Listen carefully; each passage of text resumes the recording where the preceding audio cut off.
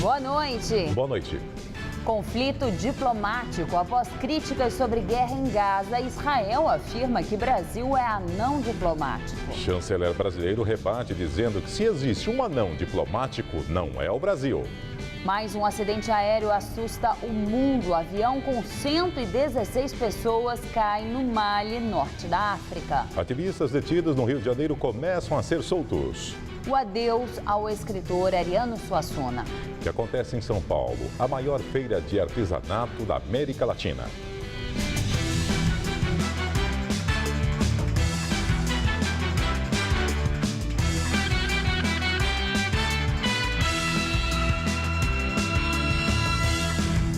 O secretário de Estado americano John Kerry apresentou nova proposta de cessar-fogo no Oriente Médio. O plano prevê uma trégua inicial de uma semana. Nesse período, Israel e o grupo radical islâmico Hamas deveriam iniciar negociações para um acordo permanente. Kerry aguarda para amanhã as respostas dos dois lados. Um ataque a uma escola da ONU no norte de Gaza deixou 15 mortos. Ainda não está claro de qual lado partiu a série de explosões. A escola na região de Beit Hanun servia de abrigo para famílias de Gaza. O diretor de operações relata que ele havia dado as coordenadas do local ao exército israelense. A equipe da ONU tentou por 2 vezes retirar as pessoas do prédio, mas não conseguiu porque a instalação fica em área de fogo intenso. Os palestinos acusaram Israel pelas explosões e qualificaram o ataque como uma agressão brutal. O porta-voz do exército israelense declarou que ainda não está claro se a escola foi atingida por uma bomba israelense ou por um foguete do Hamas. O exército de Israel acusa o grupo radical de impedir a retirada da população civil depois de avisos sobre o perigo emitidos 3 dias antes. Cerca de 140 mil civis de Gaza já procuraram refúgio nas 83 escolas da ONU neste conflito. E o ministro das Relações Exteriores do Brasil, Luiz Alberto Figueiredo, rebateu as declarações de Israel, que chamou o Brasil de anão diplomático. A declaração de Israel veio após o Brasil ter se posicionado contra a violência em Gaza. Na noite de quarta-feira, o Itamaraty havia divulgado uma nota em que considera inaceitável a escalada da violência em Gaza e condenou o que chamou de uso desproporcional da força militar por parte de Israel. Na ocasião, o governo chamou de volta o embaixador brasileiro em Tel Aviv. O governo israelense rebateu, dizendo que o posicionamento do Brasil ignora o direito de Israel de se defender e ainda dá vento favorável ao terrorismo, o que afeta a capacidade do Brasil de exercer influência, diz a nota. Além disso, o porta-voz do Ministério das Relações Exteriores de Israel, Igal Palmor, disse que a nota e a atitude de convocar o embaixador do Brasil demonstra que o país, apesar de ser um gigante econômico e cultural, permanece um anão diplomático. Em entrevista à rádio CBN, o ministro das Relações Exteriores do Brasil, Luiz Alberto Figueiredo, rebateu a nota da chancelaria israelense. O Brasil é um país dos poucos países do mundo, um dos 11 países do mundo que tem relações diplomáticas com todos os membros da ONU. E temos um histórico de cooperação pela paz e ações pela paz internacional. Se há algum anão diplomático, o Brasil não é um deles, seguramente. Mas nós não contestamos o direito de Israel de se defender. Nós jamais contestamos isso. O que contestamos é a desproporcionalidade das coisas. E aqui em São Paulo, o ato organizado pela Federação Israelita pede paz na região de Gaza. A chuva não espantou a comunidade judaica e os brasileiros simpatizantes de Israel que lotaram uma praça de Higienópolis na região central de São Paulo. Com bandeiras e cartazes defendendo o direito de Israel a se defender, senhores, mulheres e crianças participaram do ato na noite desta quinta-feira. O grande pedido era pela paz, o cessar-fogo na faixa de Gaza. A violência voltou em junho deste ano entre israelenses e palestinos, depois dos sequestros e de mortes de jovens de ambos os lados. Esse é o terceiro conflito do tipo desde que o grupo islâmico Hamas tomou a faixa de Gaza em 2007. O ato já estava marcado há dias, mas serviu para repudiar a nota divulgada pelo governo brasileiro com críticas a Israel. Durante o protesto, os manifestantes pediram que o Ministério das Relações Exteriores também faça críticas ao grupo islâmico Hamas. A grande preocupação aqui é que, com essa atitude, o conflito da faixa de Gaza seja importado para o Brasil. Nós já temos, infelizmente, manifestações de antissemitismo, coisa que não existia no Brasil anteriormente. Pichações em entidades públicas dizendo assassinos, morte aos judeus, viva o Hamas. Eu acho que você tem um posicionamento político em relação a um Estado é uma coisa e todos têm o direito por vivermos uma democracia. Agora, você acusar uma comunidade, você perseguir uma comunidade, isso é crime. Não acho que exista uma retaliação ao povo judeu que existe no Brasil tradicionalmente, assim como não existe, nunca existiu uma retaliação aos refugiados palestinos que vivem no Brasil. E a gente é vacinado em relação ao que aconteceu na Segunda Guerra Mundial e não vamos permitir que isso volte a acontecer. A seguir, Brasil avança uma posição no ranking de desenvolvimento humano. Artesanato que movimenta a economia. Acontece aqui na capital paulista a Feira do Setor, que já fatura mais de 50 bilhões por ano. Crise na Santa Casa de São Paulo. Após reabertura do pronto-socorro, que aconteceu no final da noite de ontem, o setor de emergências teve pouca procura hoje. Os serviços de urgência e emergência ficaram suspensos por quase 30 horas e foram retomados depois que o governo do estado liberou 3 milhões de reais para a entidade. Parte do material hospitalar que estava em falta foi comprado, possibilitando a volta do atendimento. A Santa Casa chega a atender 6 mil pessoas por dia, mas apesar do movimento estar abaixo do normal, alguns problemas continuaram. Marco trouxe a filha para ser atendida. Só não sabia que horas ela passaria pelo médico. A gente chegou aqui bem cedo e aí eu tive que fazer a carteirinha para depois ainda ir lá, voltar. Agora vai de novo, esperando chamar pelo nome agora. Embora eu não posso, tenho que ficar aqui esperando. Para retorno tá ótimo. O movimento está menor do que os outros dias? Menor, bem menor. Este homem, que faz tratamento contra um câncer, veio para fazer um exame. Ele disse que por falta de material, terá que retornar um outro dia. Eu trabalhei aqui 12 anos e é o melhor hospital que tem aqui da Zona Norte, aqui da região. Se fechar isso aqui, muita gente vai sofrer, vai até morrer. Segundo a Santa Casa, a dívida da instituição chega a 400 milhões de reais. Destes, 50 milhões são com fornecedores. Ontem, a Secretaria Estadual da Saúde disse que, além dos 3 milhões liberados, o Estado poderia liberar mais dinheiro. Mas para isso seria necessário a realização de uma auditoria nas contas do hospital, que seria feita com representantes dos governos federal, estadual e municipal.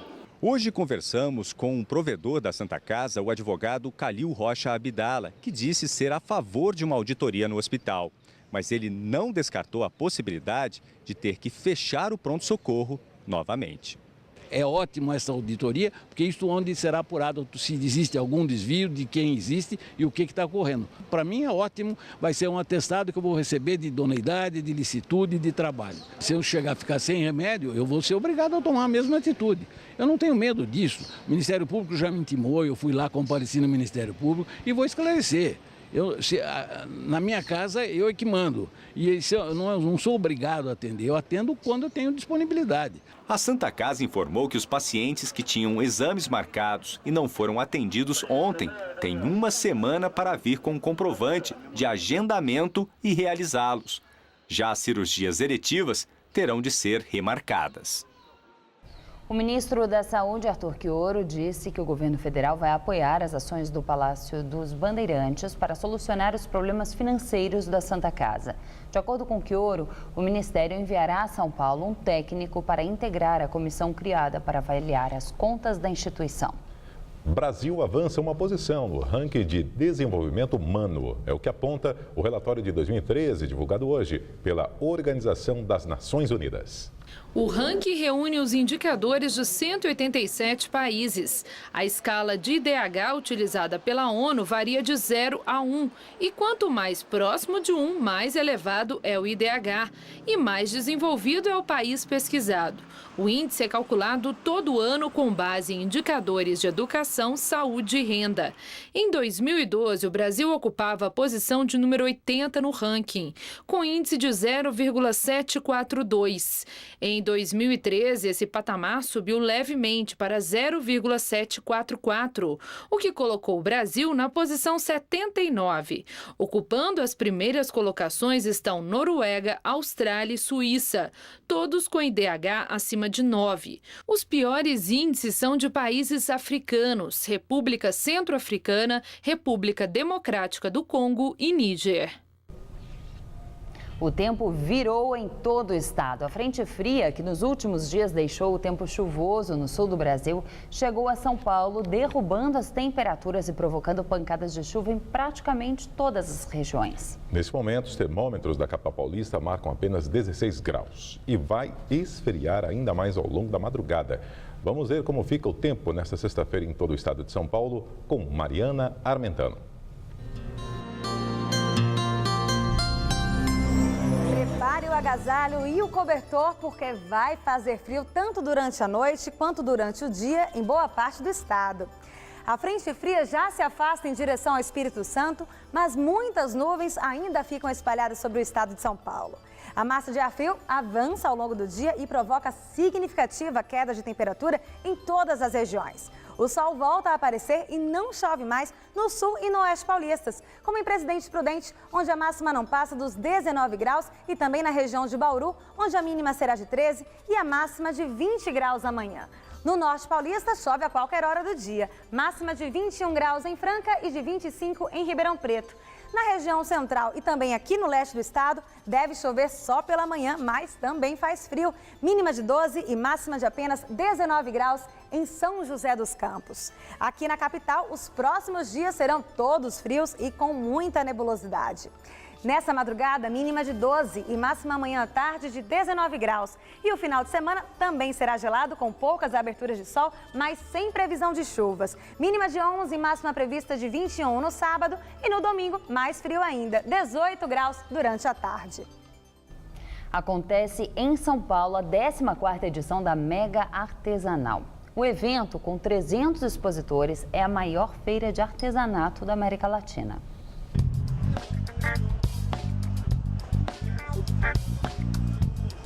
Uma casa de 200 metros quadrados e 9 cômodos, decorada com peças feitas à mão, utilizando materiais reciclados ou que seriam descartados. Até o banheiro ganhou uma decoração diferente. Uma das inovações foi brincar com o piso, porque o piso sempre branco, muito tradicional, mas você pode trabalhar com o tecido adesivo em cima, aplicar uma resina e você vai ter algo bem duradouro. A casa foi montada no meio do pavilhão do Centro de Exposições Imigrantes, com uma área total de 33 mil metros quadrados. O local ficou tomado por estandes da Mega Artesanal, a maior feira de artes e artesanatos da América Latina. Um setor que, segundo o IBGE, movimenta mais de 50 bilhões de reais por ano, incluindo a venda de máquinas. O objetivo da feira é que as pessoas virem empreendedores, venham para a feira, conheçam novos produtos, os lançamentos que temos aqui na área da indústria. Aqui as peças custam a partir de R$ 5. Além das compras, quem visita a feira tem a oportunidade de aprender artesanato, como se faz, por exemplo, mosaicos criados com pedaços de xícaras e outros tipos de cerâmica. O artesanato agora não tem mais limite. Olha as garrafas PET, ó. Para você ter ideia. É uma garrafa de água, de plástico. E você pode cortar, pintar, fazer uma decoração. Nos 5 dias de feira, são esperadas cerca de 120 mil pessoas. Gente do Brasil inteiro vem conhecer maquinários e aprender novas técnicas de produção. Segundo o IBGE, cerca de 8 milhões e meio de brasileiros fazem do artesanato sua principal fonte de renda. Só nesta feira estão mais de 300 expositores. E aqui, claro, não podiam faltar os doces artesanais. É a primeira vez que Natália participa da feira. Uma área em que a engenheira civil por formação nunca tinha pensado em trabalhar, pelo menos até novembro do ano passado, quando abandonou a carreira. Era uma coisa que eu sempre gostei de fazer e estava começando a aprimorar, fazer cursos e resolvi partir para essa área nova. Fazer o que você gosta, eu acho que não tem preço.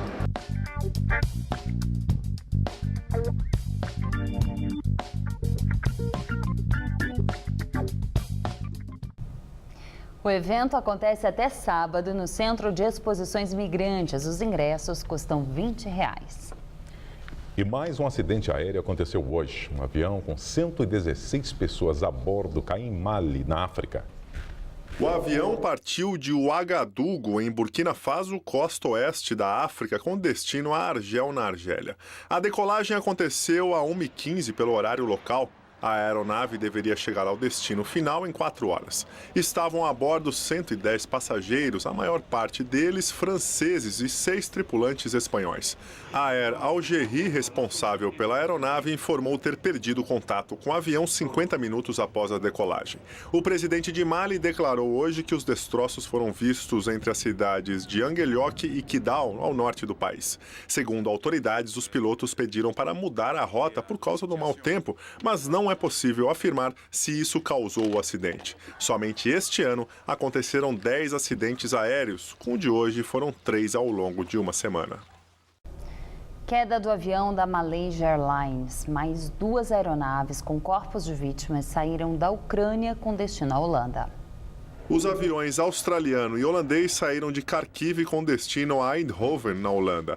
As aeronaves levaram 74 corpos que ainda estavam em território ucraniano. Ontem, outros 40 corpos do acidente já tinham sido transportados para a Holanda.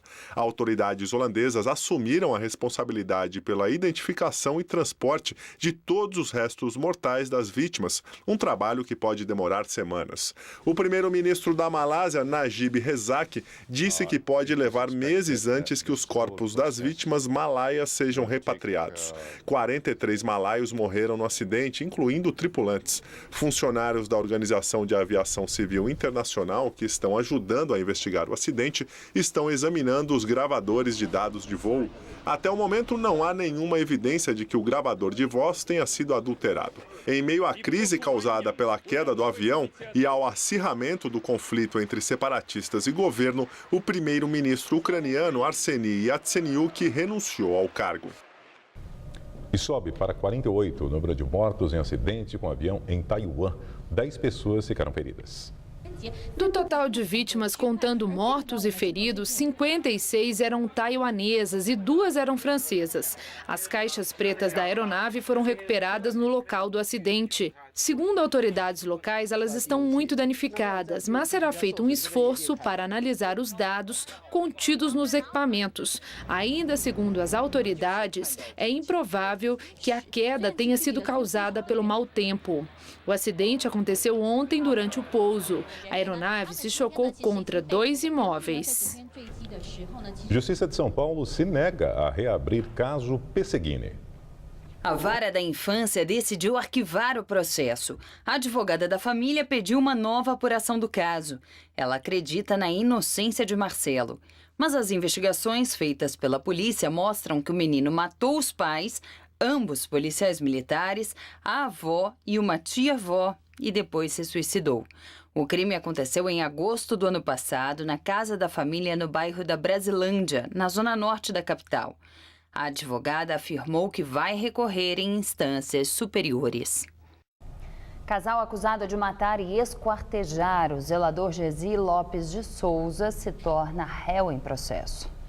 A Justiça de São Paulo aceitou a denúncia do Ministério Público contra Eduardo Tadeu Pinto Martins e Ieda Cristina Cardoso da Silva Martins. Os dois estão presos suspeitos de matar e esquartejar o zelador Gesi Lopes de Souza, de 69 anos, no último dia 30 de maio, na capital paulista. Agora, Eduardo e Ieda são réus no processo. O publicitário vai responder por homicídio doloso, no qual há intenção de matar, ocultação de cadáver, falsificação de documento e porte ilegal de arma. A mulher dele responderá por homicídio, ocultação de cadáver e porte ilegal de arma. Polícia prende mais um suspeito de participar da depredação de uma concessionária de carros de luxo. O quebra-quebra aconteceu durante uma manifestação aqui em São Paulo no mês passado. O detido é um professor e, segundo a polícia, ele seria adepto da tática Black Bloc. O homem preso nesta manhã foi identificado nas imagens captadas por câmeras da concessionária localizada em Pinheiros e de uma agência bancária. O ato de vandalismo aconteceu no dia 19 de junho, durante uma manifestação do movimento Passe Livre. Os manifestantes celebravam um ano da redução da tarifa do transporte público em São Paulo. Ativistas detidos no Rio de Janeiro começam a ser soltos. O grupo é acusado de promover atos violentos em manifestações.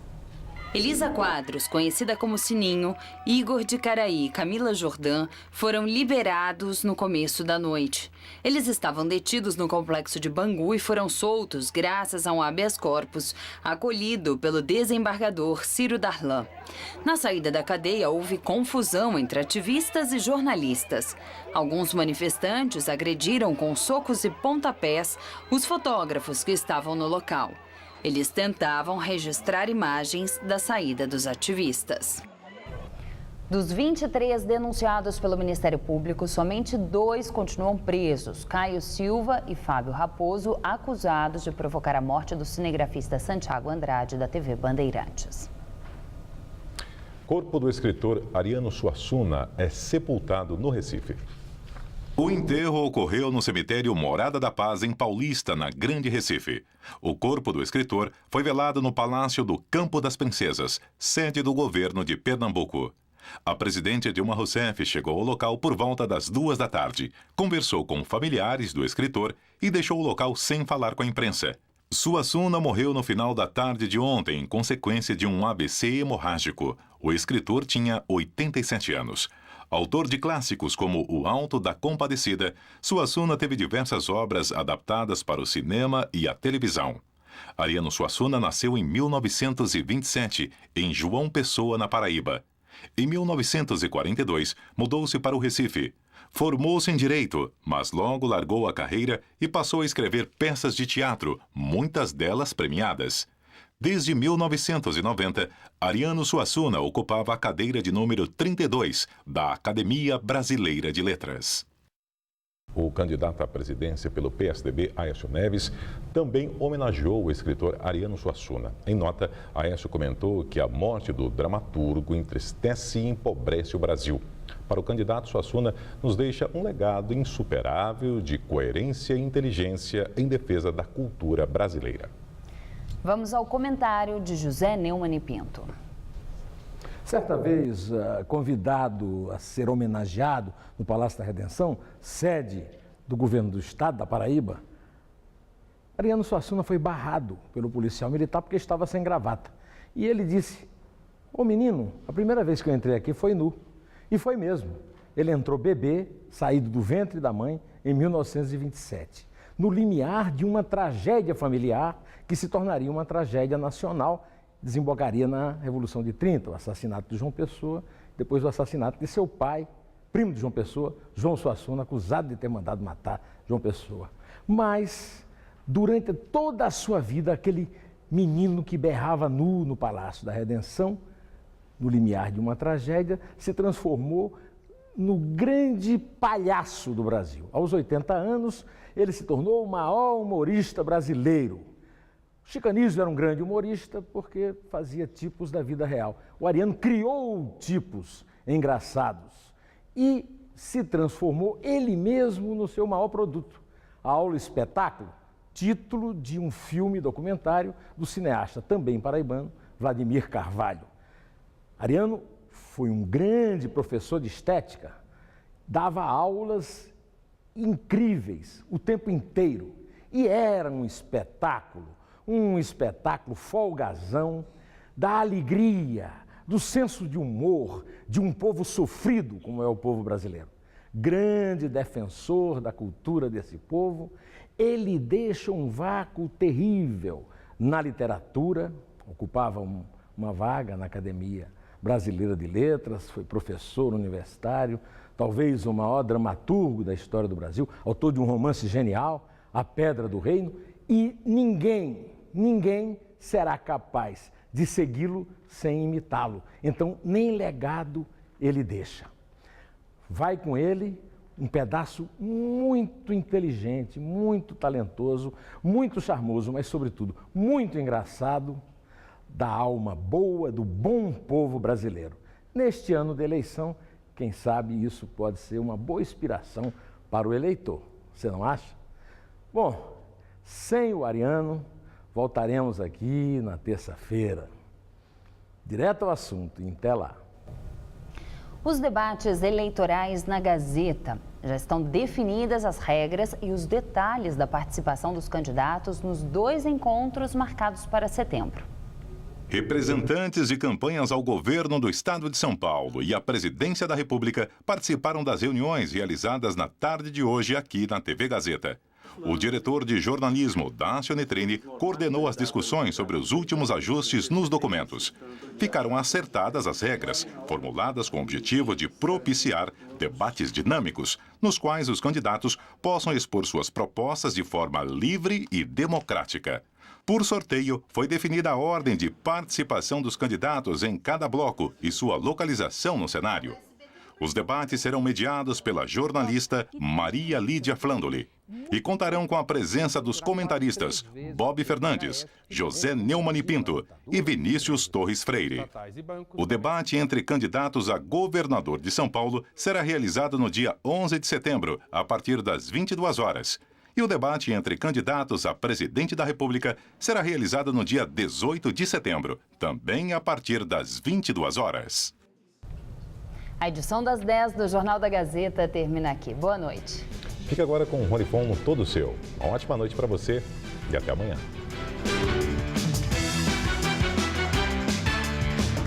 Visite uma festa dedicada aos imigrantes. Logo mais, 11h30 da noite no Hoje Tem.